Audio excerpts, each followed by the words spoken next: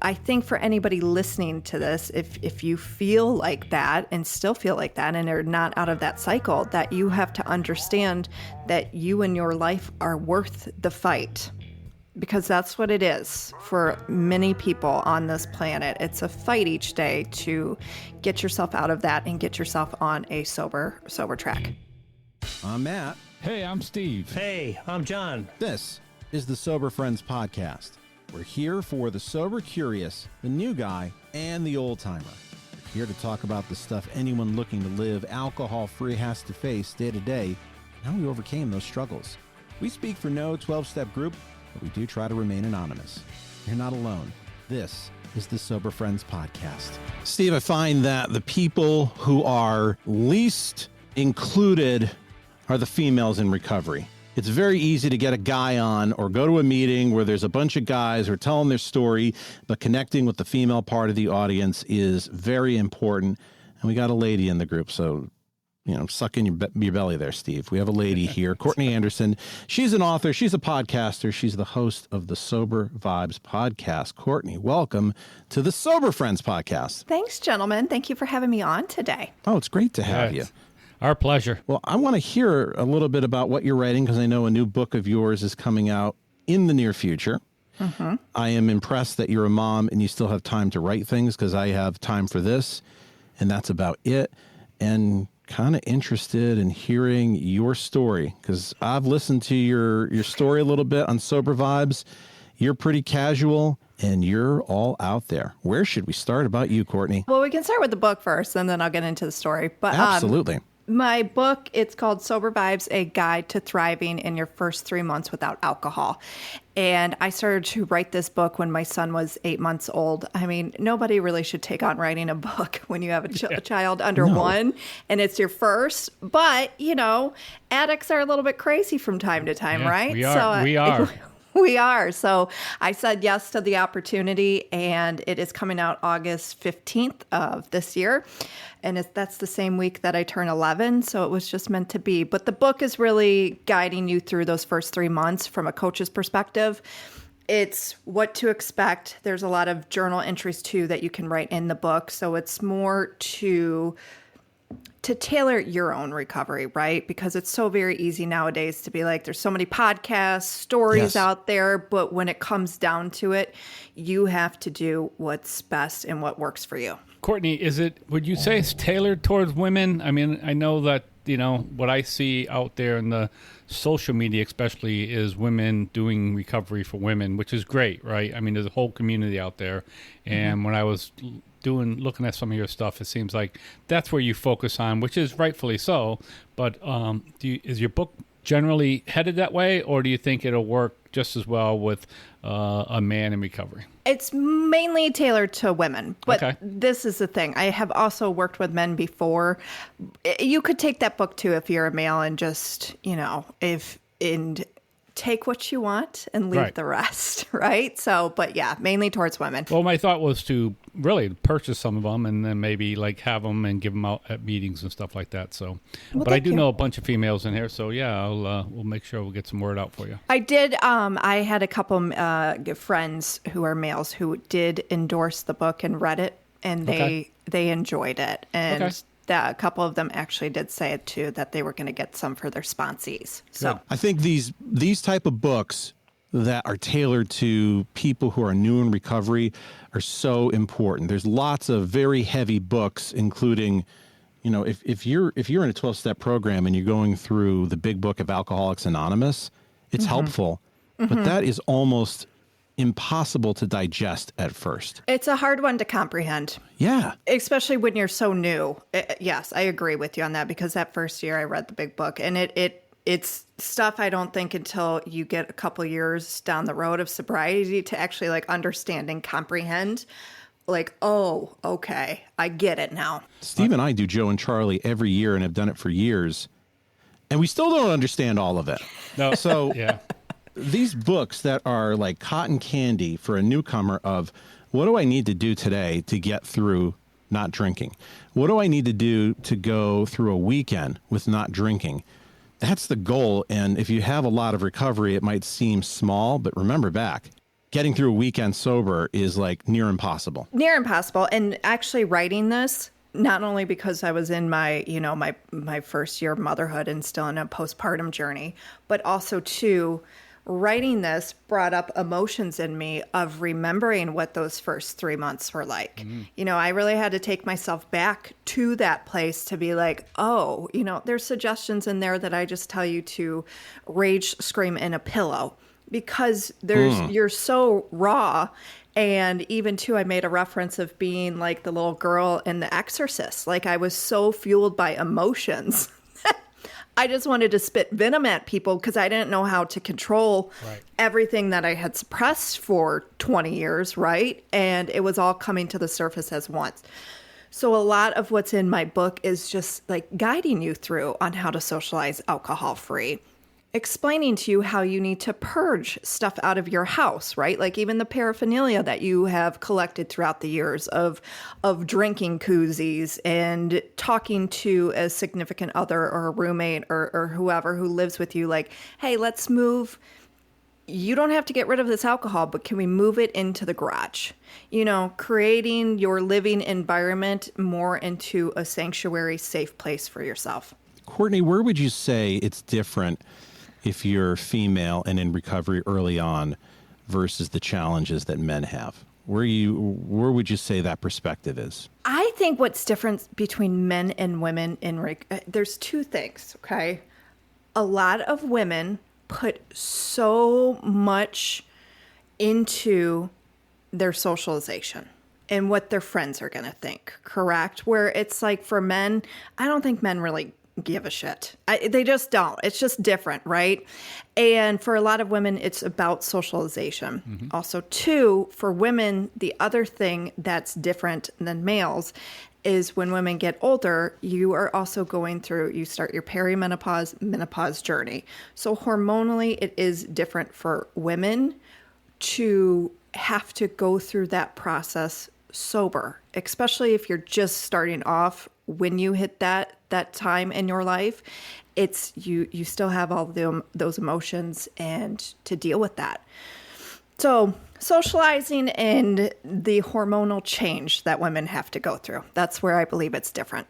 I have never given that any consideration, obviously because I'm a guy, but thinking through, what's the average age of somebody getting sober? People get sober because their life is falling apart, and that probably is around that beginning of menopausal time, if not after. Yeah, because menopause only lasts for a short time. So perimenopause can actually last for about a decade before you even hit menopause. So it's different. It's just different in that aspect, and even why I do sober vibes just for women and whatnot, it's because early on I saw, and not all men are like this because men and women both can be very predatory.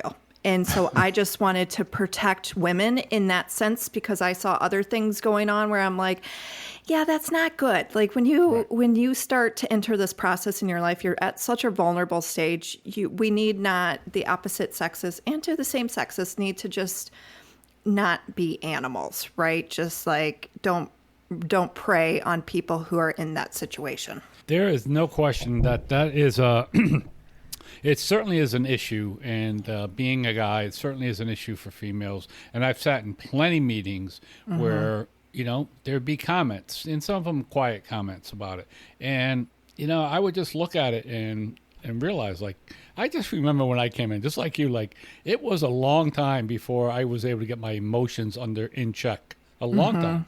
Mm-hmm. And I share about it. Like I came in and my marriage was on the rocks, and for the first 2 or 3 years of sobriety, I wasn't sure that was going to make it, right? Mm-hmm. Because I didn't just because I stopped drinking didn't mean all that got fixed.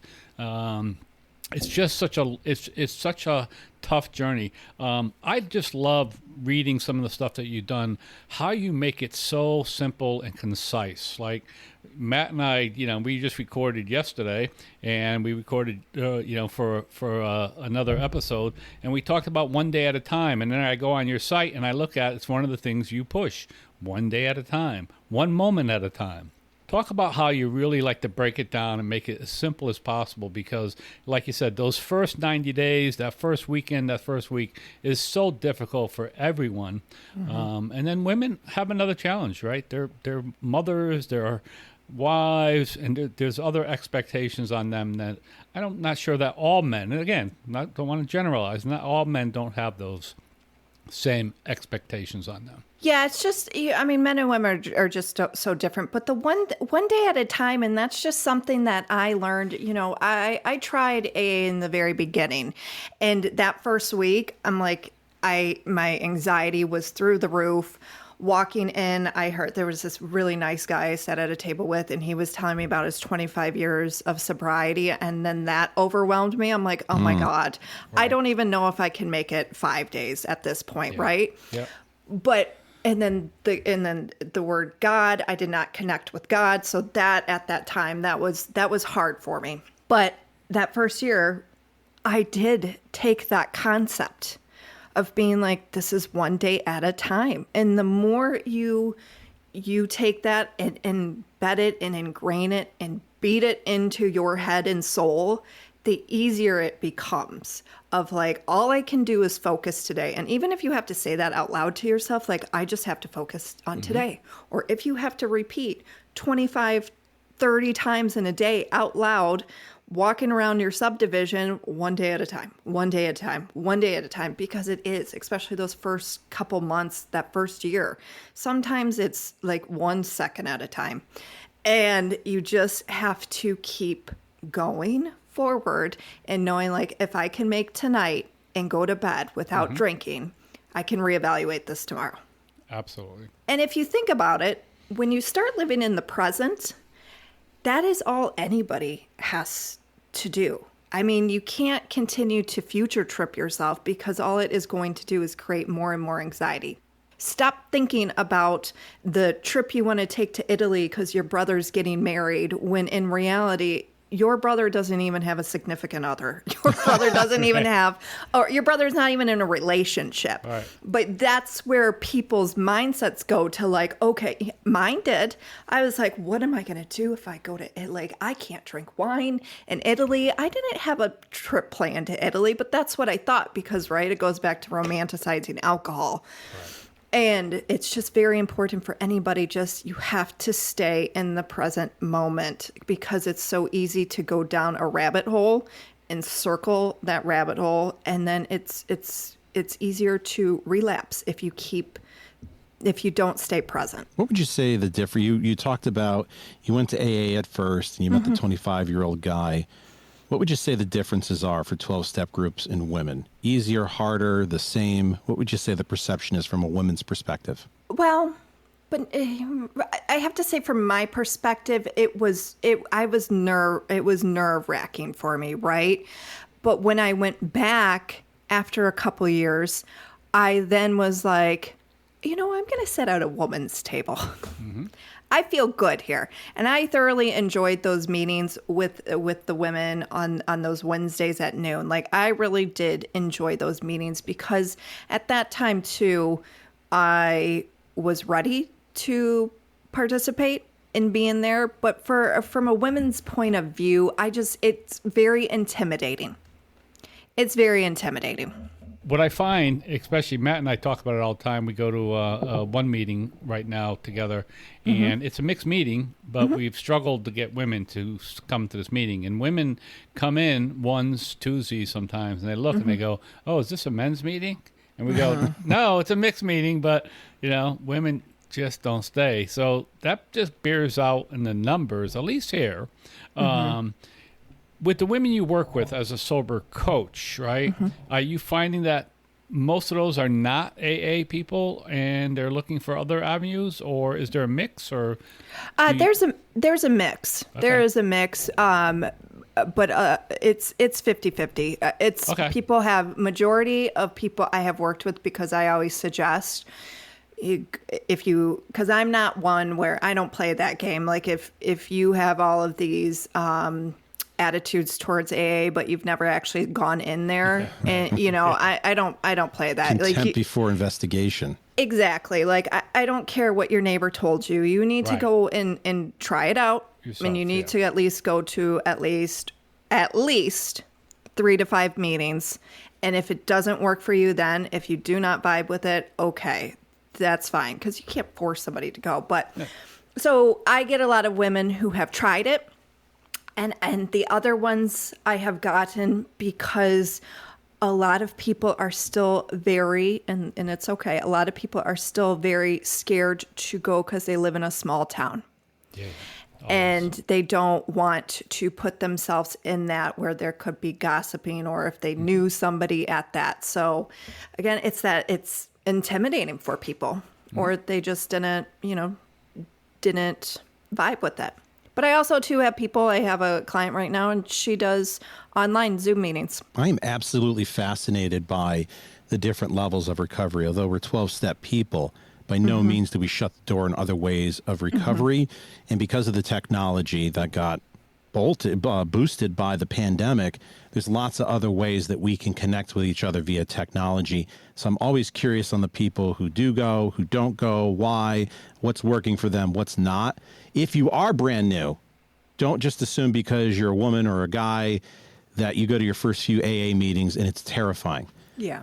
Anybody who goes to an AA meeting for the first time is terrified because nobody gets out of college and says, now that I have my degree, I always wanted to go to AA. Right. I was always planning for this. Well, and then this is what I tell people too. Take what you want and leave the rest. Right. Look, if you don't want to subscribe to everything, don't.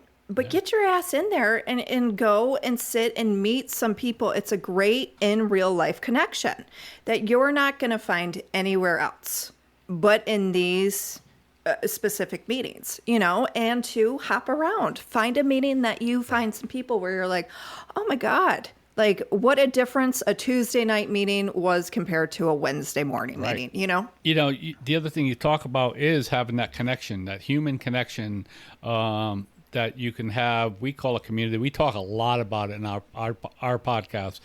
Matt used the word crew. I sometimes use the word posse. I mean, I have people that I can call when I'm struggling, not with drinking so much these days, but with behavior, with stresses, right? And where I feel like, we all get it. I feel like life's treating me unfair. Years ago, I was out in Chicago with visiting my stepson, and we got talking. He's in the program also, and he got talking, and he said something to me that I had never connected. And again, it's one of these things, I see it on your page, is emotional sobriety. He told me, he's like, I'm working on emotional sobriety. And I had a few years in there, and I was like, so I started talking to him and I started reading some stuff and I realized, that's another thing that we need around here is I need emotional sobriety. I need to understand, because that's why I drank. I didn't like my feelings. So I need to figure out, how do I feel things? How do I feel being disappointed, upset, slighted, all of those things, and not have to think that the only way I could deal with it is reach for a drink. So, another one of those things, if you can talk a little bit about what you think about emotional sobriety and how that worked in your recovery in your life. Yeah, so emotional sobriety really came into play when I started. It came a couple of years. I think it comes a couple of years because nobody gets that right off the bat. Because especially too, like those first 2 years, I was just, after I was like, with how I felt walking into those meetings for those first couple of weeks, I white knuckled it for 2 years. And then what started happening was I realized my own behaviors, and I noticed this with my boyfriend, of how I would react to things. It was very dry drunk type of behavior where I'm like, this just doesn't feel that right anymore, right? Because you get to a point where in your sobriety, it's like, okay, I quit drinking and now this doesn't match up how I want to feel. It just feels ick. So it was probably like year 3 around when I went back to AA, but also too during that time, I started taking care of myself with exercise and finally leaning into nutrition. But what I also did at that point was started diving into personal development. And I read. I was not a reader in my active addiction. Not at all. Even to those first couple of years of my sobriety, I would be a person who would pick up a book, read a couple pages, and then have it on my nightstand for like a year. But in my recovery, I got into reading and just started with personal development and diving into topics where I'm like, okay, I need to rebuild myself. And how do I handle this more in a holistic way, right? How do I work on calming my nervous system? How do I work on stop lashing out at my boyfriend and find communication? How do I deal with any type of anxiety? Also, too, starting to read financial books on how to take care of finances because... Oh, that's terrifying.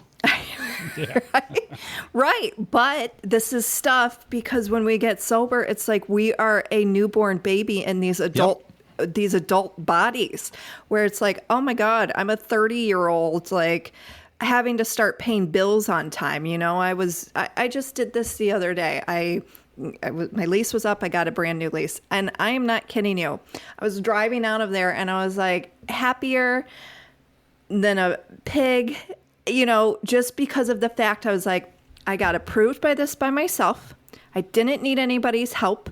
There was a time where I got my car repoed in active addiction because I really like cocaine and alcohol than paying my bills. So like even then learning how to invest and do all that and with personal finances, that is all stuff that I had to learn, and it learned through personal development, and personal development will help you with the emotional sobriety side. I got into meditation. Meditation will help you live in the present. So doing holistic tools to help me not be so reactive. And the greatest compliment I have received to this day, my sister said to me a couple of years ago, she's like, what happened to you? I was like, what are you talking about, Kimmy? She's like, you're not so reactive anymore. I said, well, that's meditation. Because I meditate every day, and I have been for like I've started meditation about 7 years ago, but really made it more of a daily routine in the past couple of years. And it helps. How have you done that for people who can't settle their minds? That's the number one thing I hear from people who say, I can't meditate because I can't sit still. Mm-hmm. What's the entry point for meditation? How do we keep this simple? The entry point is you have to realize this. Your mind is never going to go quiet. If your mind goes quiet, you are dead. And that's what people think, that like the mind should automatically shut off, right? And the entry point is just to sit there for 60 seconds with your eyes closed. And then move it up just a little bit, and then get to 5 minutes. Good ones to do are guided meditations. You can find those all over YouTube. They're free. Or just put your timer on. That's what I did in the beginning, and just would sit there for 5 minutes and really work on just not opening my eyes. But it wasn't like that I would open my eyes. It's a practice. Meditation is a practice. And then I only do 10 minutes. 10 minutes a day. I'm not sitting there for 45 minutes, levitating. I'm just like 10 minutes, and it's a daily practice, and it becomes a habit, and you just get into it. So you can do it. Best time to do it is when you wake up or before you go to sleep. I agree. There's lots of meditations. I do some meditation myself, not as consistently as I would like these days, but there are lots. And I find that some of the guided meditations are really, really good. I mean, they just help keep you focused. And I agree. Everybody thinks you should have a blank mind. That's impossible. The great thought that I have, one of my favorites, there's a guy out there, he's no longer living. His name is Ram Dass. I listen to Ram Dass podcasts all the time. He always talks about, and he was like heavy into this stuff, and he laughs like think that people are going to quiet their mind. He's like, acknowledge your thought and let it go, right? That's the whole point of meditation. Something comes in, I got to go grocery shopping. I got to remember to pick up that prescription. I got to do this, I got to do that. Acknowledge it, send it on its way, right? So it really is. It's like minute a day, 5 minutes a day. Focus on your breathing. Very simple to do. Very, very pays dividends if you can get yourself to do a little bit of it. The other thing I do want to talk about is, it just mentioned, is that I know lots of guys who came into this program, mostly guys because I'm a guy, but who said like they didn't know how to balance a checkbook when they got to AA. right? They had no clue how to pay their bills. They had no clue, just like you said, they had no clue how to do that. I mean, that wasn't the case with me, but that's the case with a lot of people when they get here, especially people when they get here young. I came in the first time I came into AA, I was late 30s. So, I'd already had some stuff going on. But, people come in their 20s, stuff like that. They don't know anything about that. And as you get through recovery, you start to learn some of these things, and you realize, we're grown-ups, we're adults, we have to do this stuff. And and if you take it one step further too, not a lot of people are taught about finances, from their parents. And you really do, I always am constantly healing my relationship around money, right? So it's just from what I saw from my parents, and they did not teach us much. No. I'm not blaming anybody, but this is the reality of the situation and the reality of a lot of people's situations. But there's a great book I just want to plug because I just read it, but it's his name is Ramit, and it's called I Will Teach You How to Get Rich or Be Rich, something like that. He did a Netflix special, and I watched it, and I was like, I just like when the gurus are he came from a place of love, and I really like that about him, so I got his book, and his book is one of the easiest, most comprehensible finance books I've ever read. We can make this really black or white. And if this seems very remedial, if you're brand new, that's good. Sometimes you can't make this complex and make the goal of, I'm going to learn how to balance a checkbook today. Yeah. And if you feel as though, well, I should have learned how to do this. Well, maybe you should have, but you didn't. Right. So start today. Right. If it's a case of, I'm going to work on 1 minute of meditation today, that's okay too, to get in the habit. I need to get back in the habit of meditating. I make excuses for why not. I get black and white, and then I get overwhelmed, and I shut down. And that becomes my problem. Matt, are we twinsies? God. Yeah. Well, yeah. The other thing is you probably don't want to try to figure out how to get your finances in order in your first 90 days, right? One of the things that you talk about tread is water. Right. Is and you see that a lot, right? You see a lot of people come in. One of the things you said is that when I first came into AA, I first went into AA in 1995, and just like you said, I stopped drinking.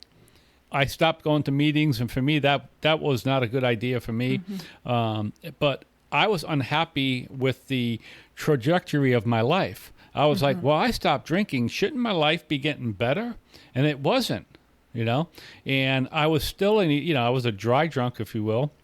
It's a term that even today I don't like, but it's explains my behavior, and it just caused me a lot of pain. I went through a very destructive phase without alcohol to that portion of my life. And that's just something that we have to be careful with. You have to sort of get those foundations set, whatever that is for you. When I came back to AA, I realized I need to get that foundation set. I need to figure this out, and then I could start addressing some of the underlying behavior issues that I had. And I agree 100%. For me, it doesn't come quick. It did not come quick. It was a couple years, 2 or 3 years into sobriety. Not where it got better. Not where I fixed the stuff. Where I just started to be able to fix the stuff. That's all. Yeah. I started to make some progress. Not oh, good, I'm done. No. Just it was 2 or 3 years when I started to go, oh, okay, I'm starting to feel better. I'm starting to get some of this stuff. So for some of us, it's a very slow process, and we just got to take it really slow. But I think it needs to be a slow process for everybody. And I think it is, because this is a lot of feet, and this is what is hard about what's great about 2023 and today is that there is more support, right? But then too, we're entering this phase of language. And a lot of people just think, because now what they're seeing on social media and whatnot, for me with Sober Vibes, it's empowerment support, and I try to keep it very simple. But it comes down to it where a lot of people think that they're going to get sober, and this is just the feedback that I get. They're like, why don't I feel better? Absolutely. And they're at month 3, at 6 months, at a year. And I just say it takes some time. Like, you are just kind of awakening to the fact that you just went through your first year without alcohol, and that there's going to be challenges that keep coming up where you have to work on yourself and rebuild yourself up and go through those challenges without drinking. But I think nowadays people just think that they're going to quit drinking and poof, life is better. Or that I've done something wrong if I quit Yes. drinking and I don't feel better. Right. Like, what did I do Right. wrong Right. Yeah. that I still feel this way?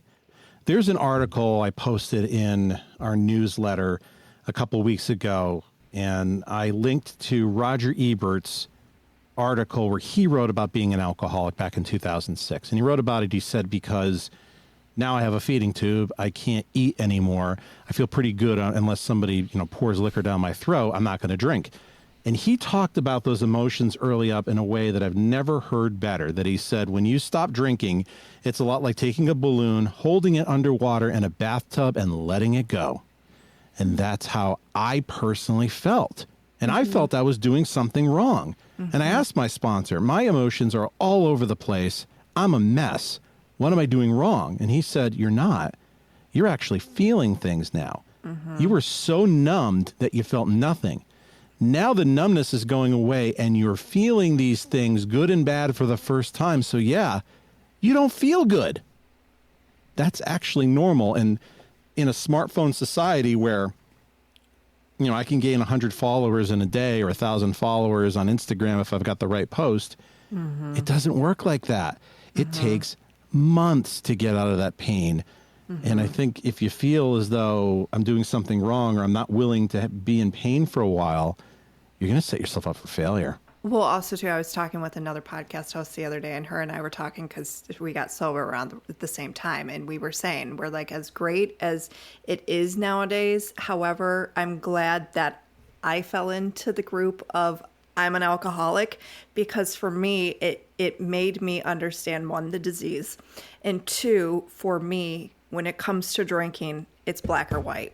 If I would have got sober in today's world with like moderation drinking or gray area drinking, that would have confused me, where I would have probably continue to use that as an excuse. Like, well, I'm a gray area drinker.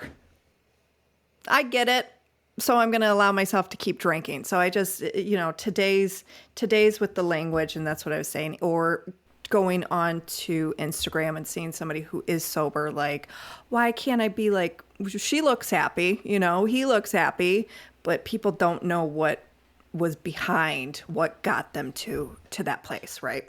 Yeah, it's easy. One of the sayings that you hear in the rooms of AA, at least, is don't compare your insides to other people's outsides. Just right? going to say that. And it is such a big thing. And again, we talked about this yesterday, and we talk about it again. It's like some of these sayings are sort of strange, and you don't understand what that means. I didn't understand what that meant. Like, yeah, I did a little bit, and then I finally realized, I'm comparing how I feel to how you look. And how you're acting. And they're not the same. I know that from myself, right? They're not the same thing.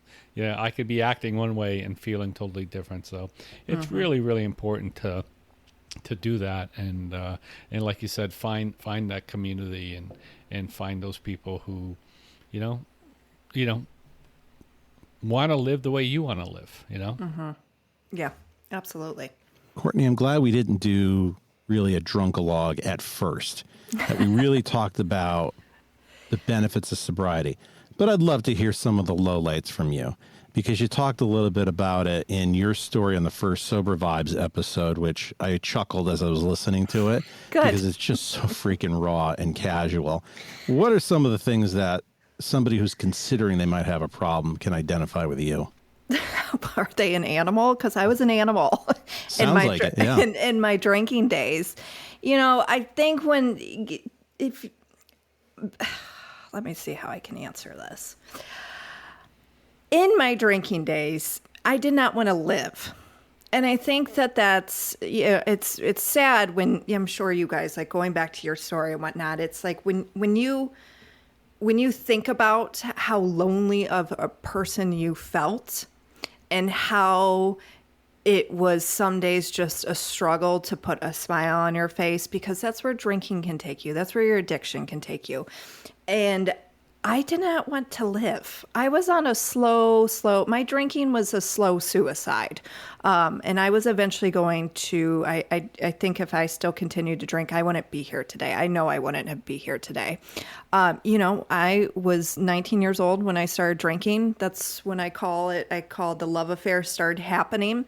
I was a shyer child, so that drinking was able to get me out of my shell. I felt warm and comfortable as soon as that alcohol hit my lips, and it started very innocently. And then by the time I was 25, it was dark. It was completely dark. I know I woke up one day and I was like, there's going to be a day I'm not going to drink alcohol. And then from 25 to 29, I tried to quote unquote moderate drinking and try to fit it into my life when there was already a point of no return. In that decade, I woke up in jails. I woke up in hospitals. I woke up in men's beds where I did not know their first names, but I knew which bar I met them at. I woke up to be like, where is my car? I loved drugs for a period of time there. I loved cocaine. And it just got darker and darker and darker. I had many failed relationships. I had many failed opportunities. But I was still able to keep a job and a roof over my head. So I really considered myself functioning. But like I said, that inner turmoil of not wanting to be alive and not having any control. I didn't have any control of my life. My cycle and my addiction controlled me. So I think for anybody listening to this, if you feel like that and still feel like that and are not out of that cycle, that you have to understand that you and your life are worth the fight, because that's what it is for many people on this planet. It's a fight each day to get yourself out of that and get yourself on a sober track. And I do want to go back to, for me, I didn't start drinking and being like, oh my God, for me, it started off innocently. And I think that happens for so many people. Nobody starts drinking to be like, great, I'm going to be an alcoholic down the road. Right. Like, please. Right. You know what I mean? Same thing for drug use. Nobody does that just to be like, oh, in a couple of years I could wake up with nothing. And what started innocently, like I said, turned into something dark. And I think a lot of people, it starts that way for them.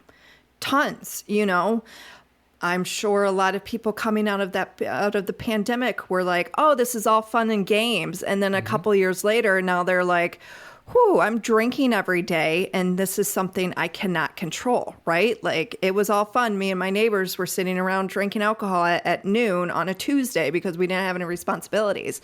But now it's a problem. So I think anybody should just recognize that there's nothing wrong with them, because everybody's like, what is wrong with me? What is wrong with me? It is alcohol. Alcohol is straight poison. And more studies are coming out that are saying how terrible alcohol is for anybody. Yeah.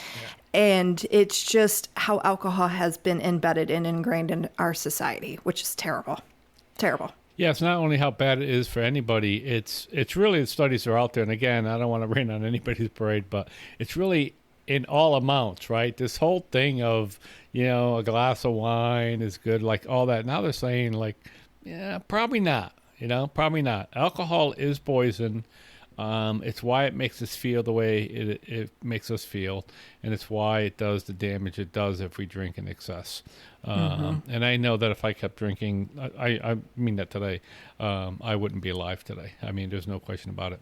One of the things you said, and it's the same thing, I think Matt and I have said it too, is that certainly there was a lot of damage. There was a lot of things you just said. I mean, I can remember waking up with women who I didn't know their name. I mean it. I didn't know their name. I could have told you where the bar I met them in too, but I didn't know who they were, right? And it's like those things that I did, and I just thought that was normal behavior. Like there was no red flag there for me. Like that wasn't like, oh wait, I should. It was like, but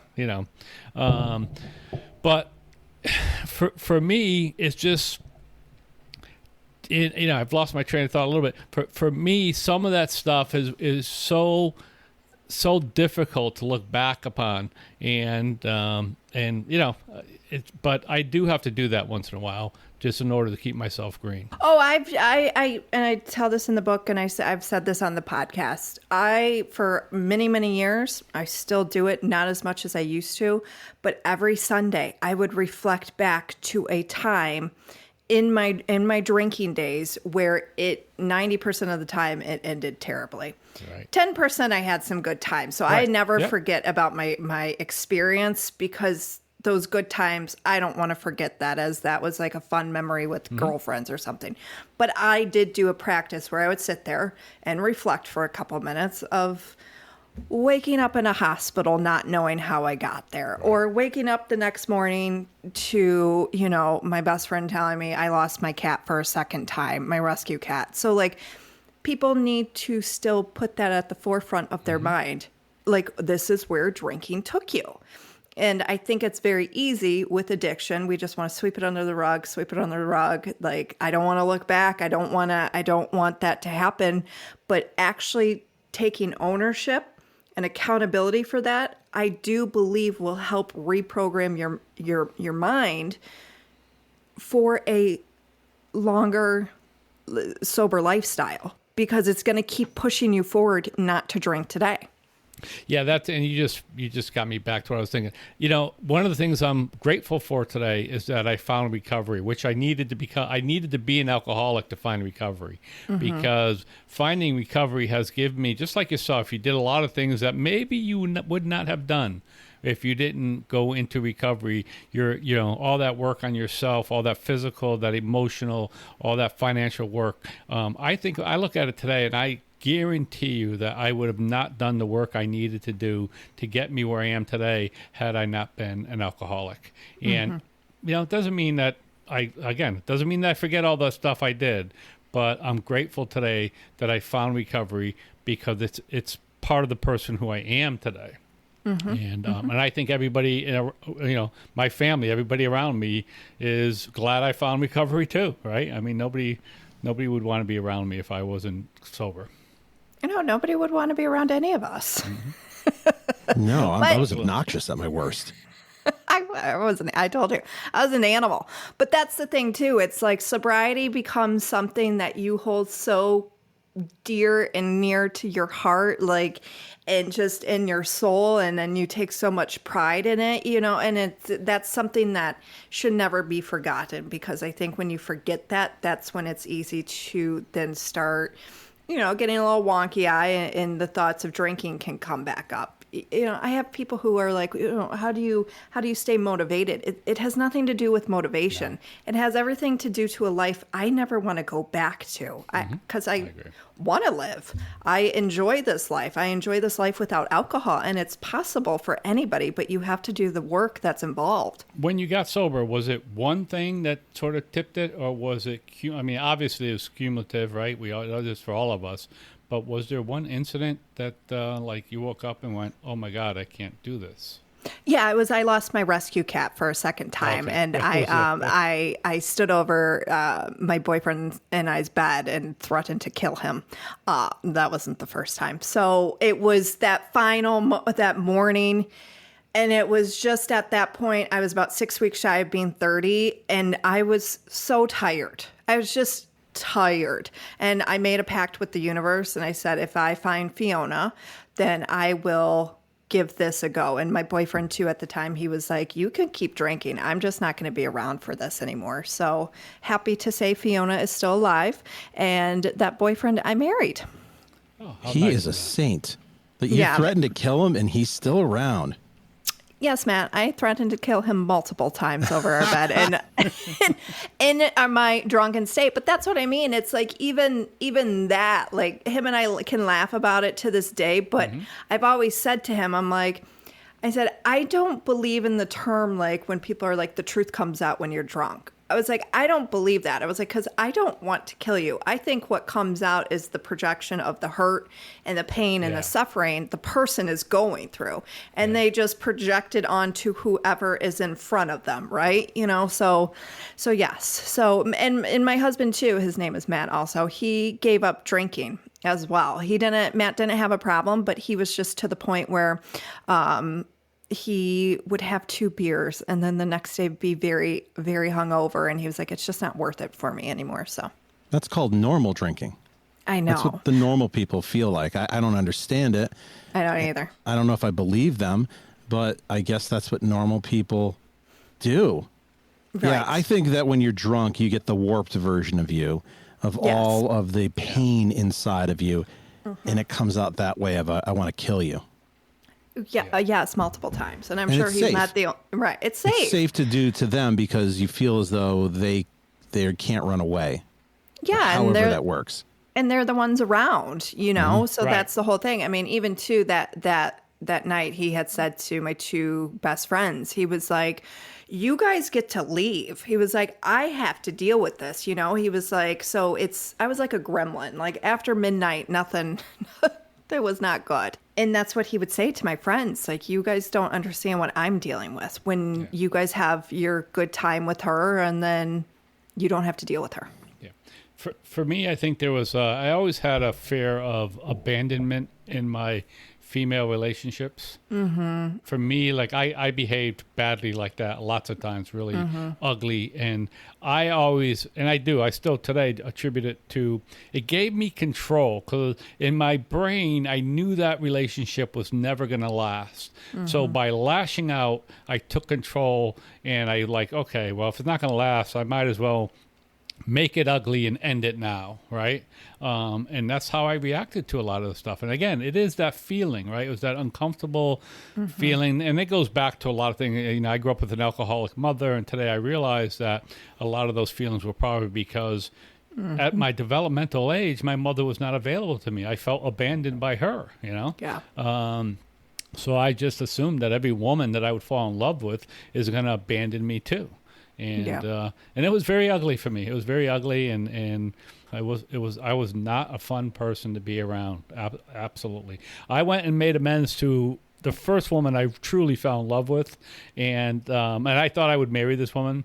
And she said to me, she said, "Why didn't we ever get married?" And I'm like, Trish, you are so happy that you didn't marry me. I'm like, it would have been a nightmare, right? I was just, everything about it was wrong until I found recovery. And that includes my current relationship, which, you know, my wife stayed with me.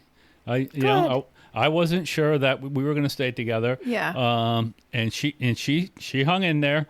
And when I needed to, when I relapsed, she said to me, she looked at me and said, do I need to get the alcohol out of the house? And I said, yeah, I think it's a good idea. And she literally took it and put it in a laundry basket and put it in her car, and I never saw it again, you know? So, you know, those things happen. But that's not the person I am today. And again, because of recovery, I have a relationship that's totally different, you know, totally different. We have Courtney Anderson on the show. Courtney is an author. She is releasing the book soon, Sober Vibes. She's also the host of the podcast Sober Vibes. To me, it's really important that we lift all of the recovery podcasters up. There's so many different flavors out there that there's enough audience for all of us. Man, when I got sober, there was like one podcast available, and I wish I had multiple ones. Courtney, we're going to put in the show notes how to link to you on your website, how to link to you on the podcast. Do you have a link yet for like pre-orders or anything? Yes. Yes. Yep. So we're going to link to the pre-order as well to your book. Courtney, thank you so much for coming on the Sober Friends today. Thank you. Thank you so much for having me. Oh, you're welcome. And we'll see you next week. Bye, everybody. You made it this far into the podcast. That tells me you're a pretty big fan. If you like what we do and you find value in the podcast, consider a donation at buymeacoffee.com/soberfriendspod. Your donation keeps us on the air to help out the new guy and helps us defray some of our costs. If you find value in our podcast, please consider a donation. at buymeacoffee.com/soberfriendspod.